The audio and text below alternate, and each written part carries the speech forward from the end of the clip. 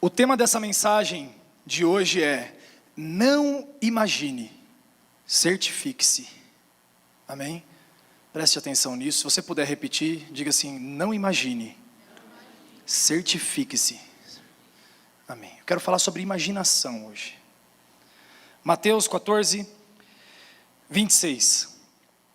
E os discípulos, vendo-o caminhar sobre o mar, assustaram-se, dizendo: é um fantasma, e gritaram com medo.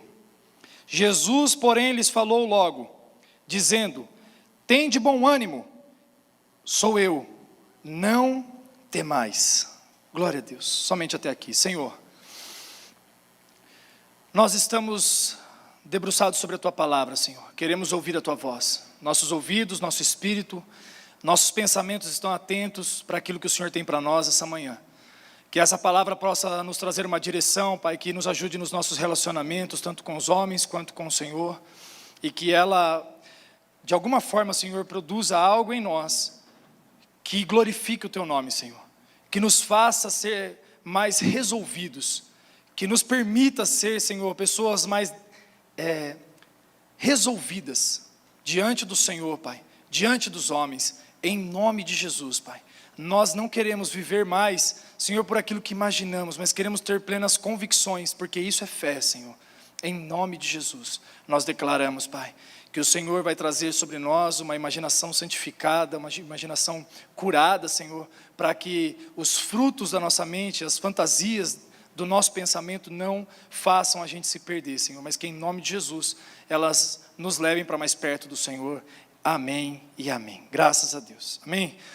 Queridos, a imaginação é uma coisa abstrata, né?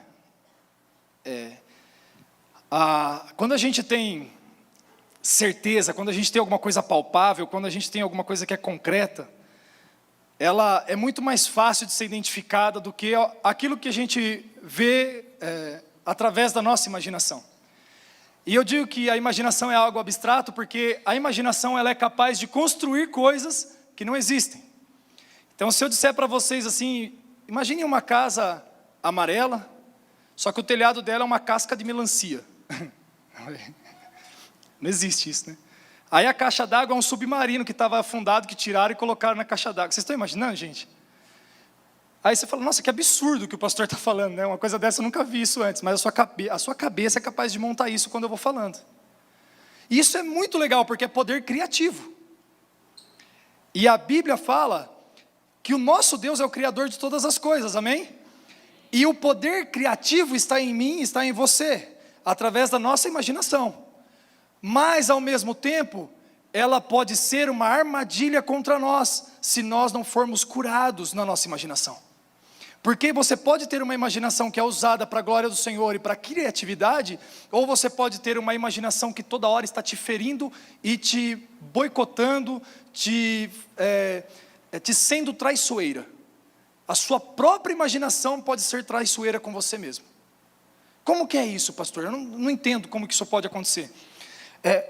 As nossas conjecturas são capazes de mudar e alterar os nossos níveis de hormônio. E eu estive contando esses dias lá no acampamento, quando a gente teve uma palestra sobre psicologia, que eu vi uma situação onde eu imaginei que eu pudesse salvar uma criança de um ataque de um cachorro. Que eu olhei um cachorro oferecendo algum perigo, uma criança por perto, eu falei assim: se eu fosse resolver isso aí, como que eu faria? Aí eu comecei a me imaginar, eu não sei, eu pegaria uma camisa, enrolaria no cachorro, não sei se eu pegaria ele por trás, tentaria abafar, fazer ele desmaiar, não sei, uma coisa mecânica ali. Aí eu comecei a imaginar como seria a minha ação. Meu corpo encheu de uma carga de adrenalina, por ficar imaginando essa situação. E por pensar nisso, eu depois fiquei pensando: gente, olha o poder que tem na nossa mente. Eu só pensei, eu não fiz nada. Eu não precisei fazer nada, mas os hormônios do meu corpo foram alterados. O coração começou a bater mais forte. Eu percebi que o sangue corria mais rápido. E eu percebi que eu já estava assim, pronto para pegar o cachorro. Não tinha acontecido nada. Com vocês é assim também, gente, ou não? Ou eu sou maluco? Não, né? Porque às vezes dá medo, vai que a gente é doido e não sabe, né? Mas tem mais gente que é assim? Me ajuda aí. Amém, amém. Então, glória a Deus. E a nossa imaginação então é capaz de criar em nós coisas que às vezes não tem. E como a gente leu aqui, os discípulos estavam no meio de uma tempestade, o barco ali agitado, e de repente eles veem um vulto andando sobre as águas. Cara, você já está com medo da tempestade, você já está pensando que você vai morrer. Aí você vê alguma coisa vindo sobre as águas, fala, ah, pronto, acabou, morreu, não tem mais o que fazer. Já é o espírito da morte, o fantasma vindo buscar a gente, foi o que eles pensaram. Eles falaram o quê? É um fantasma. O que era isso? Imaginação. Imaginação. Eu não sei se os discípulos tinham costume de assistir filme de terror, o que era, contar a história, porque quem é da roça sabe, né? Que mesmo que não tinha televisão, sentava em volta de uma fogueira e falava, ah, tem dia que passa um homem com uma capa preta aí na estrada, e não sei o que, amém? Quem já teve conversa assim? Alguém já teve? Então tá bom. Eu não sei se os discípulos tinham umas conversas dessa de fantasma, de não sei o que era, mas na imaginação deles, o que eles conseguiram produzir? A última coisa que eles imaginaram é que era o Senhor Jesus. Qual foi a primeira coisa que eles imaginaram? Um fantasma. Era a imaginação dos discípulos sabotando eles. Eram as fantasias da mente deles sabotando eles. Eles poderiam ter olhado melhor, fixado mais os olhos, como nós pregamos esses dias aqui, fixar os olhos no autor e consumador da fé e falar, ah, é o meu Senhor, é o meu Salvador, e estamos livres, estamos a salvo, Ele chegou.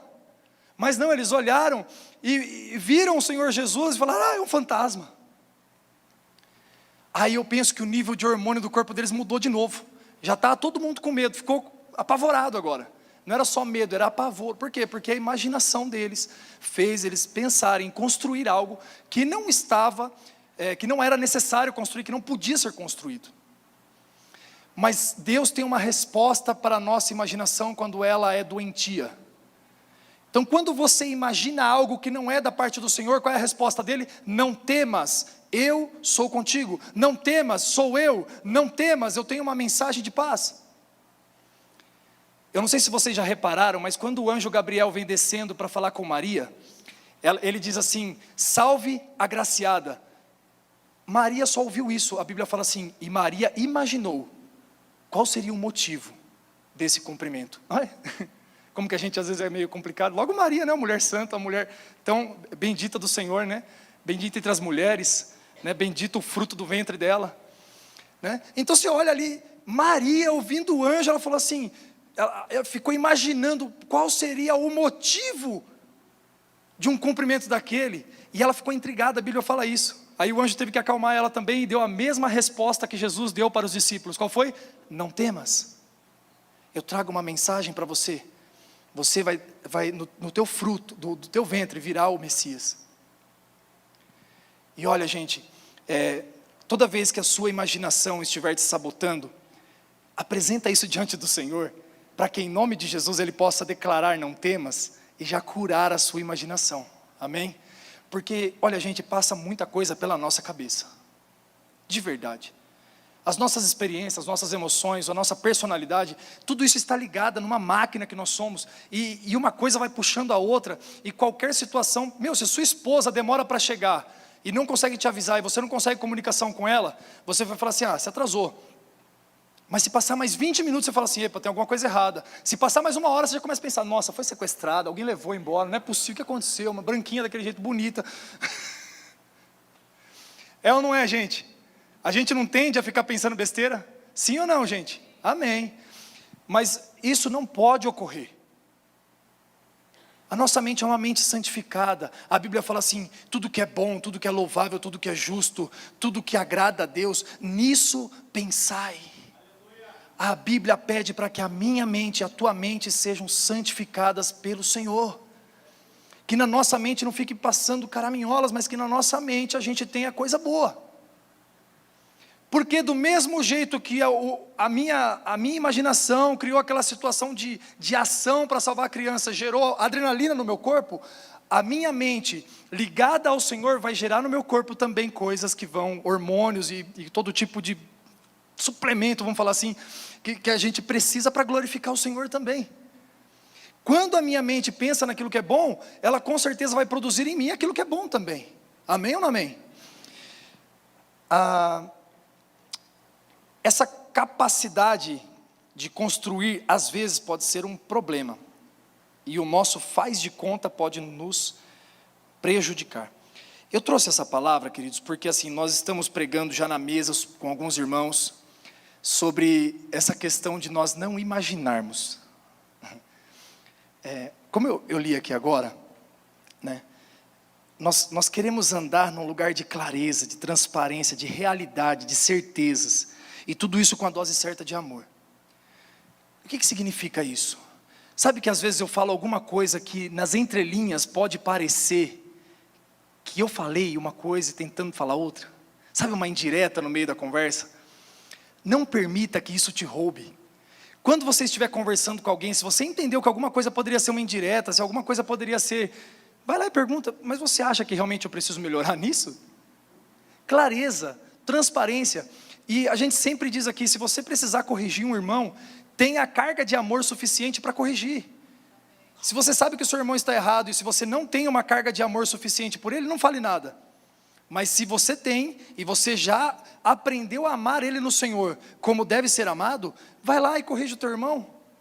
Fala com ele com clareza, com gentileza, com amor, com cuidado, para que a gente possa caminhar num lugar de transparência e de clareza. Porque senão a gente sai imaginando coisas. A maioria dos irmãos aqui conhece que a gente tem um amigo em comum, né? Que é o Marcelinho, um grande amigo meu, homem de Deus, uma bênção. Eu conto para vocês de vez em quando que o Marcelinho, a gente teve esse caso. Eu e o Marcelinho, o pessoal chamava de Paulo e Silas, Davi e Jonatas, era assim. Onde a gente ia, assim, era os dois solteiros, né? Então era um grudado no outro, direto, andando junto e tal. E aí o pessoal falava, esses dois aí, nossa, é Paulo e Silas. Que amizade, que não sei o quê. E eu e o Marcelinho andava junto assim, ó, direto. Aí de uma hora para outra, eu achei que o Marcelinho estava bravo comigo e o Marcelinho achou que eu estava bravo com ele. Os dois imaginaram coisas e a amizade foi sucumbindo. Porque não tinha problema nenhum. Mas os dois, um imaginou do outro que estava bravo. Coisa de confusão da mente, de quando a gente era ainda, né, mais coisado do que é hoje. Mas a gente pensou assim, falou, por que o Marcelinho está assim? E o Marcelinho pensou, por que o Daniel está assim comigo? E a nossa amizade foi sucumbindo. A gente teve que recuperar a amizade, teve que conversar depois, teve que ver o que aconteceu e não tinha nada. Então, o que eu quero ensinar aqui, principalmente hoje para você, meu irmão, não imagine, certifique-se. Sabe que a nossa mente, ela pode produzir muita coisa. E quem é ciumento vai poder falar bem disso, né? Porque o ciúme, ele é capaz de fazer a pessoa que é ciumenta sentir até a dor da traição sem ser traída. Porque a pessoa que é ciumenta, ela produz na cabeça dela uma história do marido, da esposa, de repente traindo ela. E aí essa pessoa começa a ficar doente com isso. Aí eu falo para vocês, imagine, né? E não imagine, mas certifique-se. Nesse caso eu vou falar uma coisa para você, mulher, homem, você que é ciumento, não se certifique. Só nesse caso. Por quê? Porque você se certificar vai ser o quê? Você vai querer falar com a pessoa. Aí você vai ficar ligando toda hora para o seu marido, falando assim, onde você está? Com quem você está? Quem está falando? Tem alguém aí atrás? Tem alguém junto com você? Porque quando você tem um problema com ciúme, na verdade quem precisa ser curado é você. Certifique-se de que você está curada no Senhor, isso sim. Mas não vai ficar se certificando onde está a outra pessoa. Não vai ficar se certificando onde ela... Não vai ficar monitorando ninguém não. Parece Adelphos. Você não precisa ficar monitorando a pessoa, você precisa saber que você está curado e que você confia na pessoa que o Senhor colocou na sua vida.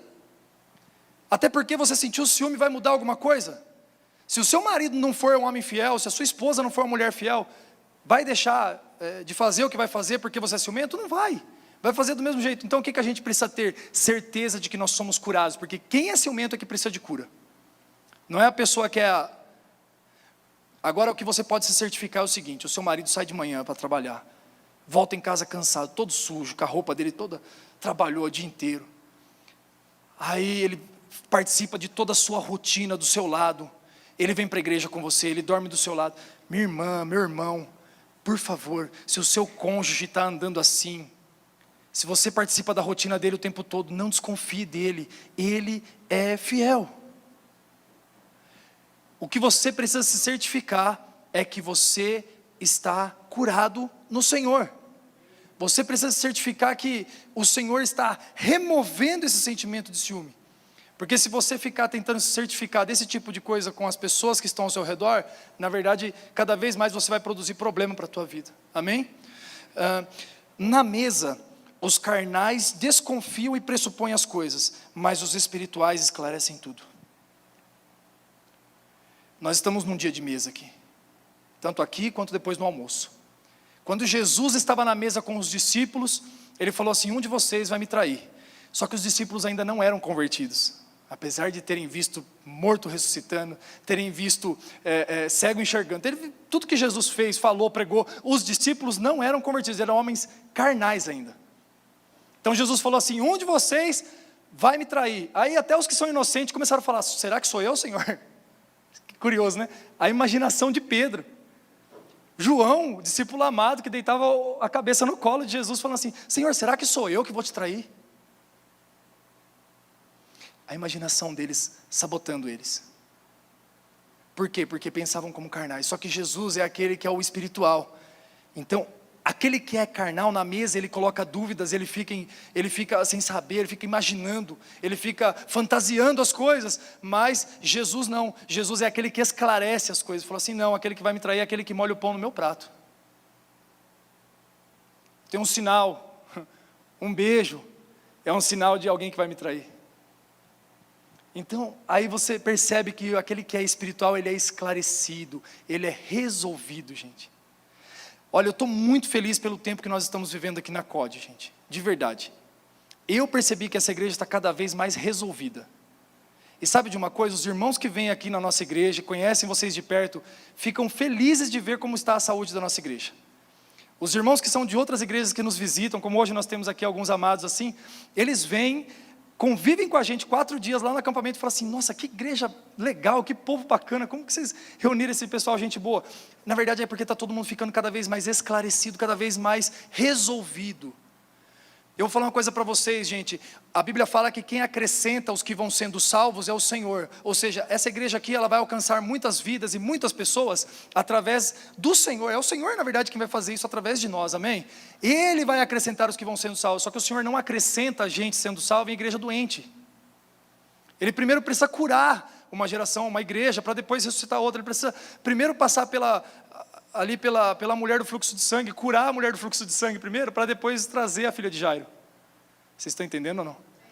Antes do Senhor Jesus trazer as pessoas para cá, a gente precisa estar resolvido. E eu fico feliz que nós estamos sendo resolvidos.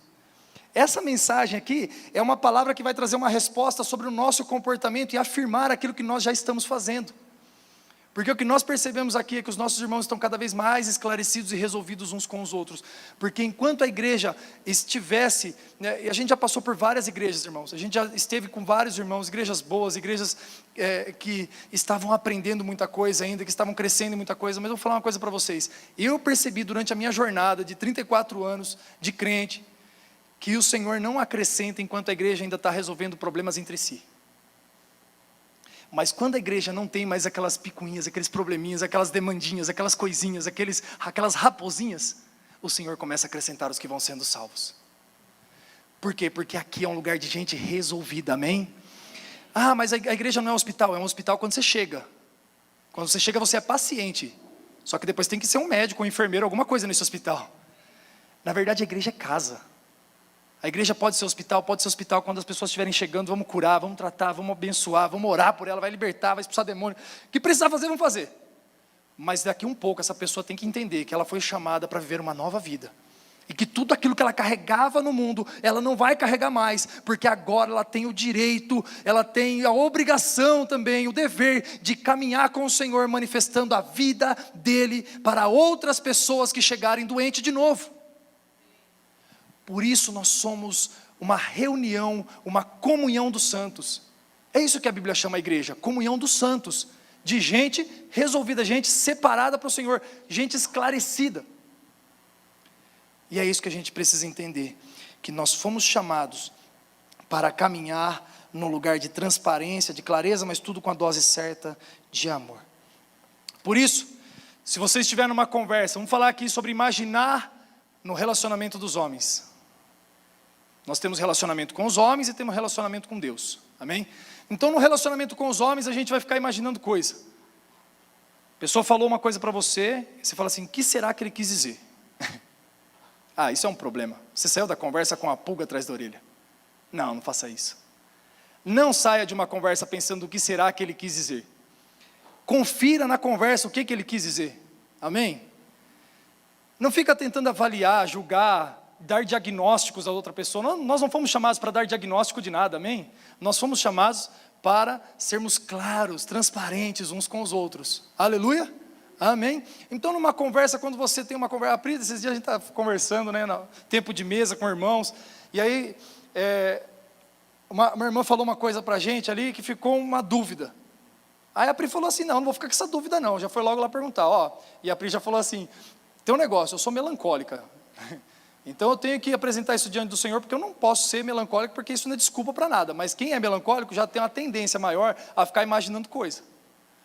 Então você me falou uma coisa que eu fiquei meio pensando aqui, estou em dúvida, o que você quis dizer com isso? Foi lá conferir, tudo com jeito, com amor, com cuidado, com tranquilidade, assim, sabe, sem discussão, sem nada, mas foi lá conferir, a irmã esclareceu, e falou, então está tudo bem, está tudo certo, agora eu entendi o que você quis dizer.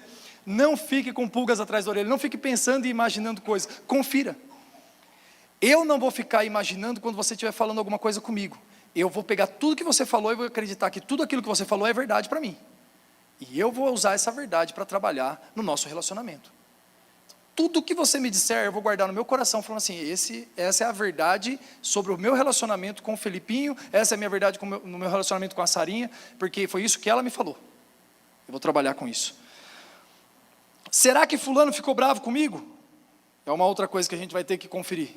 Vai lá, procura a pessoa, a Bíblia fala assim, ganha o teu irmão. Se você tiver alguma demanda com o teu irmão, então se você estiver desconfiado que alguém está bravo com você, a Bíblia fala que você não pode ofertar. A Bíblia fala assim, deixa a tua oferta no canto, não entregue ainda, deixa a tua oferta ali num canto, procura o seu irmão, se conserta com ele, ganha ele, e depois vai e entrega a tua oferta. Amém? Então se alguém falar assim, eu estou meio desconfiado que fulano de tal está bravo comigo, meu irmão, não deixa se arrastar esse problema. Sabe o que é isso? Isso é material para o inimigo trabalhar. Isso é material para Satanás atuar. Ao invés da gente deixar a nossa imaginação, né, tão fértil, ficar imaginando coisa, pensando coisa, é melhor a gente logo resolver essa demanda para a gente poder continuar a nossa vida cristã, porque fala de oferta, fala de adoração, fala de oração, fala de perdão, fala de tudo aquilo que é princípio bíblico para nós. Amém? No nosso relacionamento com os homens, então a gente pensa assim, no nosso relacionamento com Deus, pastor, como é que é? Relacionamento com Deus. Às vezes o fantasma é Jesus. Você está achando que é o fantasma e na verdade é o Senhor. Quantas vezes, queridos, nós estamos orando, pedindo para o Senhor tirar da nossa vida aquilo que é o caminho para nos levar para o lugar onde Ele quer que a gente vá? Será que é melhor eu falar de novo, bem devagarzinho, para todo mundo entender? Olha só, quantas vezes a gente está orando, pedindo para Deus tirar da nossa vida aquilo que é o caminho para nos levar para o lugar onde Ele quer que a gente chegue? Às vezes você está pedindo para Deus tirar um processo da sua vida. Às vezes você está num casulo e vai precisar sair desse casulo um dia. Precisa voar.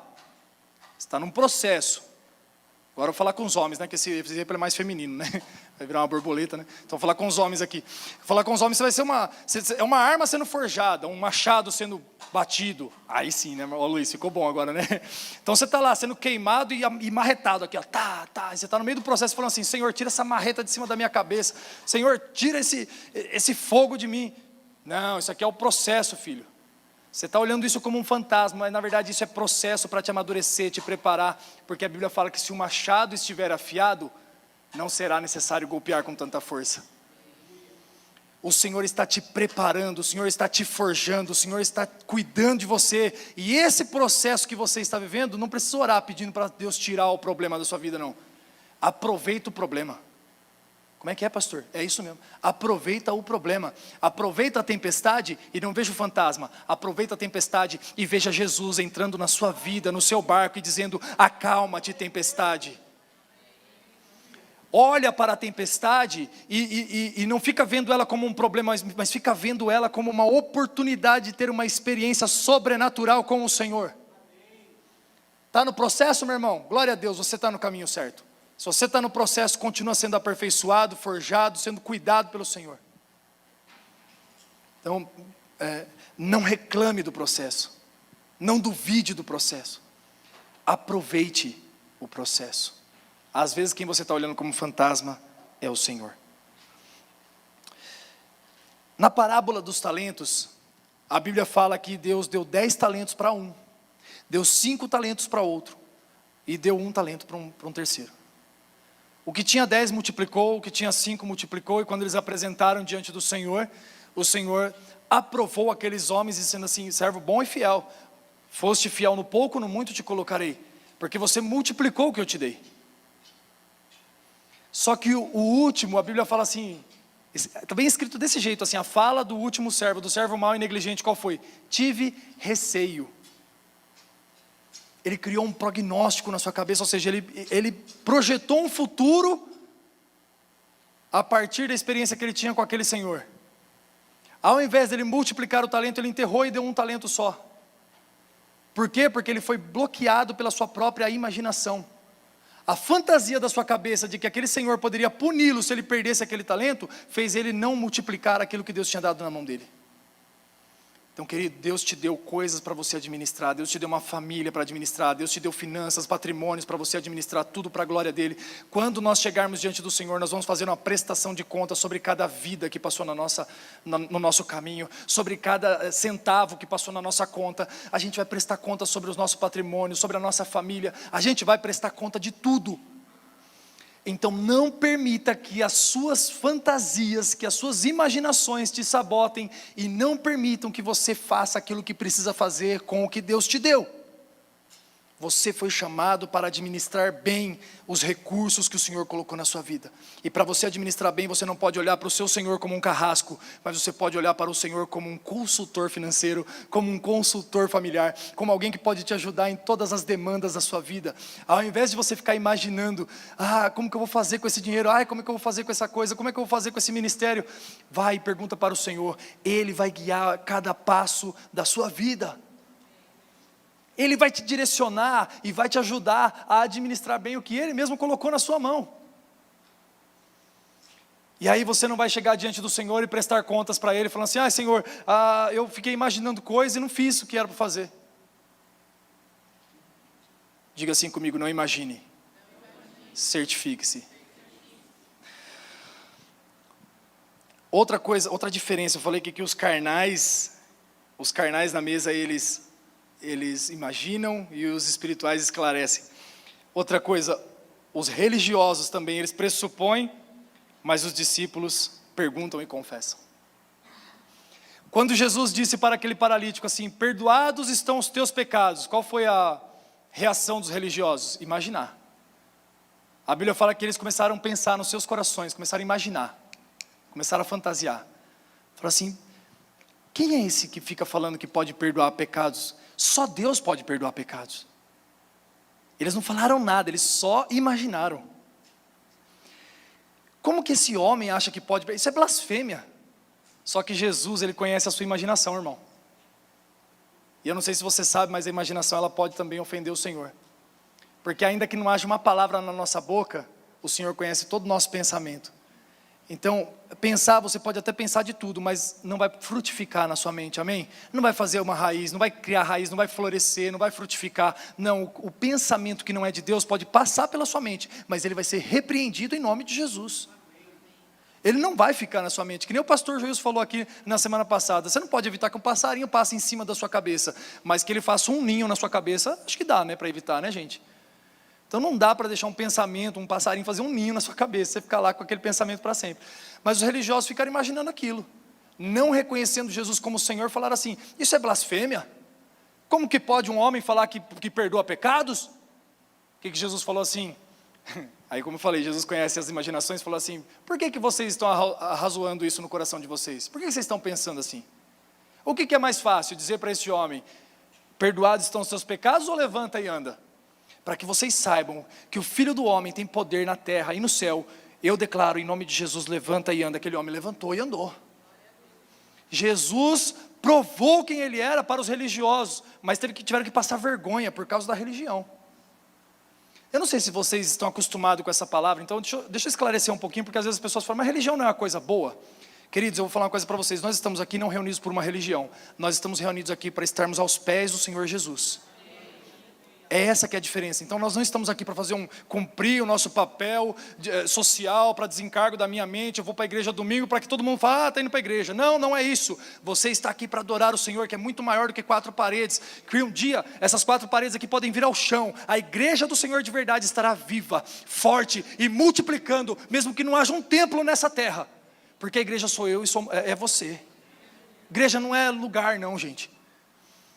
Mas os discípulos são diferentes dos religiosos. Discípulo de verdade não pôde expulsar um demônio e depois chegou na mesa e falou assim: ô Senhor Jesus, a gente não quer ficar imaginando coisa. Esclarece para a gente aqui, por que a gente não deu conta de expulsar aquele demônio? Vocês entenderam a diferença?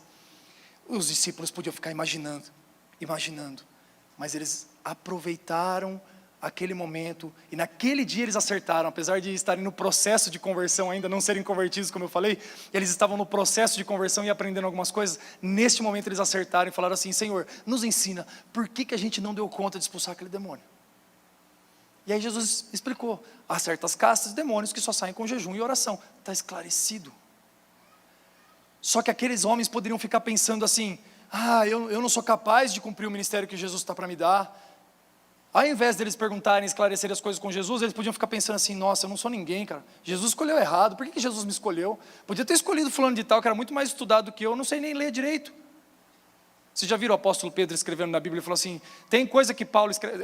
Pedro escreveu isso, ele falou assim: tem coisa que Paulo escreve que é difícil de entender. É porque ele mesmo estava com dificuldade, que ele era iletrado. Então, você vê que Pedro estava falando isso aí, porque imagina Pedro pensando assim, né? Poderia ter pensado, ele falou assim: por que Deus me escolheu? Por que Deus escolheu fulano de tal que já era mestre? Por que Jesus escolheu aquele lá que já era... Se ele ficasse imaginando coisas, ele poderia sucumbir no seu ministério, mas ao invés de imaginar, ele foi lá e esclareceu, se certificou. Amém? Então discípulos perguntam e confessam, mas religiosos pressupõem. Nós não fomos criados para imaginar um Deus, fomos criados para conhecer o Deus que é. Essa parte é muito importante. O mundo criou um Deus para si. Cada pessoa conhece um Deus diferente, assim. E até no meio do povo crente também tem essas diferenças, né?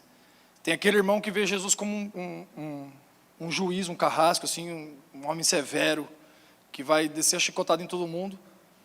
E tem o outro que vê Jesus só como paz e amor. Queridos, Deus tem vários atributos: amor, misericórdia, justiça, e nenhum atributo de Deus pode ser removido dele. Todo atributo dele é dele. Então nós não fomos chamados para ficar imaginando: eu acho que Deus é assim, eu acho que a gente tem que querer viver, eu acho que isso, aquilo. Não acha não, meu irmão. Leia a Bíblia e certifique-se, e creia e conheça o Deus que te chamou. Nós não fomos chamados para criar um Deus segundo as nossas experiências, emoções e expectativas. Nós fomos criados para conhecer o Deus que era, que é e que há de vir. O Deus que é desde toda a eternidade. O Deus que é criador de todas as coisas, amém? Nós fomos chamados para conhecer esse Deus que já é. Nós não precisamos criar um Deus segundo as nossas experiências.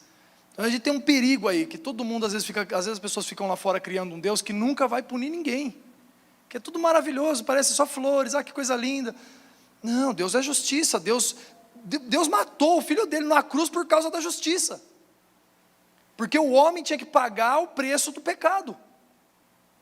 Então o próprio Deus teve que se fazer homem para pagar. Isso é um atributo, uma resposta de justiça. E por que olha só que coisa, a Bíblia fala assim, que ele é o justo e o justificador.